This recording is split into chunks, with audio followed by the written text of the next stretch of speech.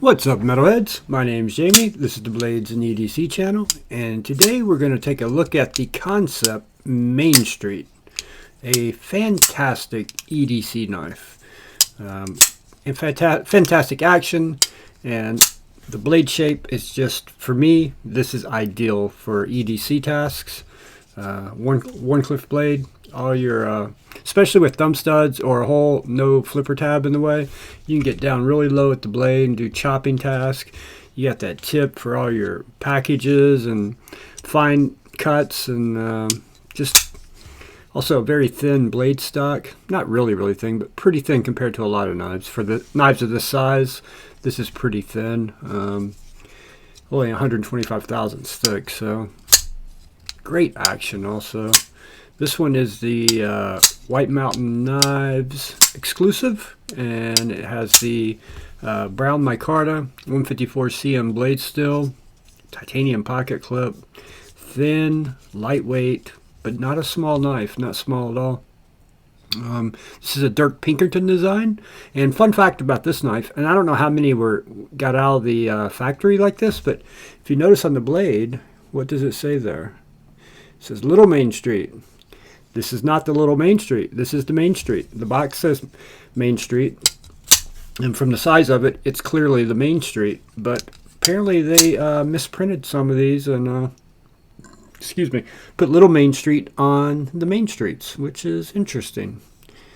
I don't know if that would make this more valuable, say 10 years down the road, 20 years down the road, like a coin. An error coin is always worth a lot more than a non-errored coin, but I doubt it. They made a lot of these knives, and they may have produced more with it than without it. Who knows? The other one may be more valuable, the correct one. I don't know. I just thought that was very interesting that they did that and no one caught it. So. But apparently QC caught everything else, because everything else about this knife is freaking fantastic. The action's fantastic. The fit and finish is fantastic. Other than that one little error, everything else about this knife is great. Micarta feels really good. Got a milled titanium clip that works perfectly. You do have stainless steel liners, which are have holes in them to do a little weight reduction. And the liner access is excellent on this knife, as you can see. You get excellent access to that lock bar, and just great action, guys. Fantastic action. I'll give you the rest of the specs on it real quick, and we'll do some size comparisons. Overall length is just under 8 inches at 7.92 inches. Blade length's 3.36 inches. 125 thousandths thick, 154 cm blade steel. Weight is 4 ounces, and I think that's about all I got on it, but I think that's enough. 154 cm is also one of my favorite blade steels, especially for EDC, because it takes an edge fairly easily. It's pretty easy to put a razor edge on it. It will hold it for quite some time, and you don't have to worry about corrosion too much. I mean, it holds up to corrosion very well. And with the stonewash finish, it just looks fantastic also. There are many different versions of this knife. Every scale material you can think of. There are different blade steels. I don't know if they make one with a hole in the blade or not. It would be interesting if they did. That would be a win, in my opinion. I'd love to see one with a hole in the blade, but I don't think they've ever done one. I wonder if anyone's ever modded one of these and taken the thumb studs out and put a hole right there. Because, I mean, it'd be perfect to have a hole for reverse flicking. Although you can reverse flick this knife just fine with thumb studs. It's actually really good. I probably prefer the reverse flick over the thumb flick with this knife, honestly. And just buttery smooth action. Buttery smooth. When the blade's opening and closing, it's just so smooth. Feels like it's on glass. Really smooth. And that has a lot to do with, if you feel this blade and this stonewash finish, it feels like it's glass. It's so smooth on this blade and slick feeling, which I'm sure assists in that great action. So let's give you some size comparisons real quick. Alright, let's go ahead and do a Benchmade bug out. So quite a bit longer than a bug out. This is a really good comparison knife here. This is the Spyderco Yojimbo 2, another Wharncliffe, about the same size. This is kind of a competitor to this knife in my opinion. Although this knife is only about $100, these are going to run you around 200, a little more, a little less, depending on the blade steel or what variation you're getting. But these two are almost identical in length. So if you were considering the Yojimbo 2 but don't want to spend that much, as far as ergos go, the ergos are fantastic on this. Are they better than the Yojimbo? I like the Yojimbo better, only because, but if you have a larger hand, you'd probably prefer this, because the way this comes down here, well, they do the same thing on the Yojimbo, right? You know, my thumb with a medium-sized hand just lands perfectly right there.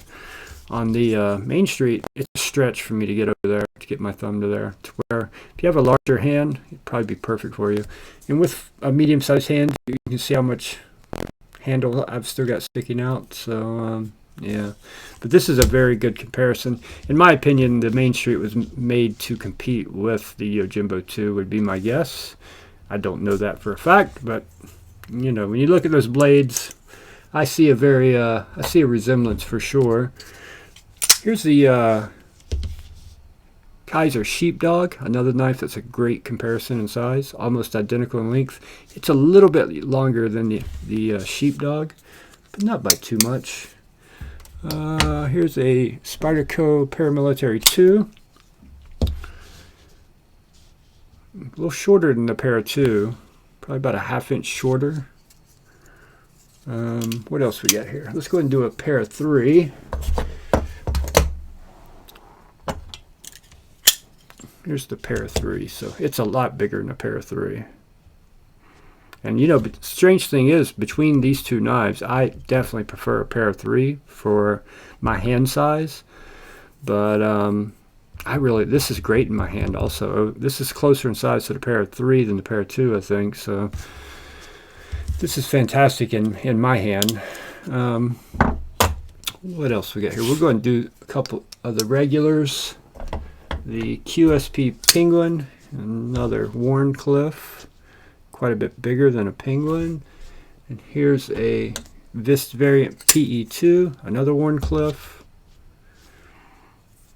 And we'll do one more Warney for you. The Jason Grant Gripper. So the gripper's got some length on it. Gripper's a big knife, man. It's a lot bigger than I thought it was going to be. When I keep all sitting this in, I open up, put it in my hand, I was like, man, it's a lot bigger than I thought it was going to be. A whole lot bigger. Way too big for me. So I should give you guys a good idea on the size of this knife. Great knife, guys. For the money, great knife. These run, this variation right here is about $90 to $100, something like that. But you can pick these up for as little as, in some variations. The little Main Street, the smaller one, you get for like $65. But the regular Main Street, you can get for about $80. And this variation right here now runs about $80 on White Mountain knives. Although they don't have this exact version, but it's the same blade steel, micarta handles. And they've got G10 handles. They've got all different colored micarta with black blades or stonewash blades. Even got a copper handle version.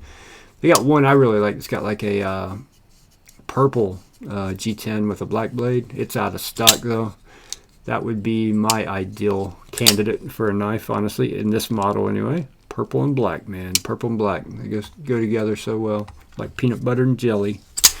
Alright guys, that's going to wrap it up. If you own one of these, comment below. Let me know what you think about it. You agree it's just a great EDC knife? Push cuts, you know, everything's going to be great with this. Certain things, you know, a Wharncliffe isn't the best for, but for most everything, a Wharncliffe will get you through the day. And it's my favorite blade shape for sure. I love a Wharncliffe and a sheep's foot. Sheep's foot number 2, Wharncliffe number 1. Alright guys, thank you so much for watching. If you enjoyed the video, hit that like button for me. If you're new, consider subscribing. And make sure your notifications are on. And I will see you guys on the next one.